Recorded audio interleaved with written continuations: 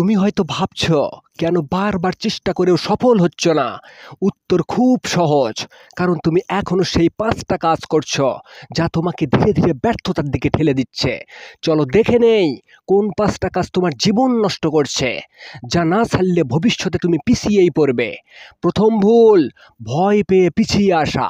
একটা কাজ শুরু করলে মাঝপথে থেমে যাও, কারণ তুমি ব্যর্থতাকে ভয় পাও। কিন্তু সফল হতে চাইলে ব্যর্থতাকে আলিঙ্গন করতে হবে। দ্বিতীয় ভুল, সময় নষ্ট করা। ঘন্টার পর ঘন্টা মোবাইল স্ক্রল করছো, কিন্তু নতুন কিছু শিখছো না। সময়ই হলো তোমার সবচেয়ে বড় মূলধন। এটা নষ্ট করা মানে ভবিষ্যৎ নষ্ট করা। তৃতীয় ভুল, নতুন স্কিল না শেখা। আজকের দুনিয়ায় শুধু ডিগ্রি যথেষ্ট নয়। যদি এআই, ডেটা, কমিউনিকেশন বা কন্টেন্ট ক্রিয়েশন না শেখো, তাহলে সময়ের সাথে সাথে তুমি অদৃশ্য হয়ে যাবে। চতুর্থ ভুল, অন্যের কথায় চালিত হওয়া। মানুষ কি বলবে ভেবে নিজের স্বপ্নকে মেরে ফেলছ, কিন্তু সত্যিটা হলো তোমার জীবন তোমারই, তাদের নয়।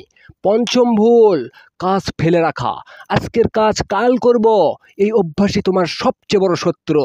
কারণ সঠিক সময় বলে কিছুই নেই, আছে শুধু আজকের মুহূর্ত। মনে রেখো, তুমি যদি এই ৫টা ভুল ছাড়তে না পারো, তাহলে কোনো শক্তিই তোমাকে সফল করতে পারবে না। প্রশ্ন হলো, তুমি কি এখনো এই ভুলগুলো করে যাচ্ছ, নাকি আজ থেকে বদলাতে প্রস্তুত?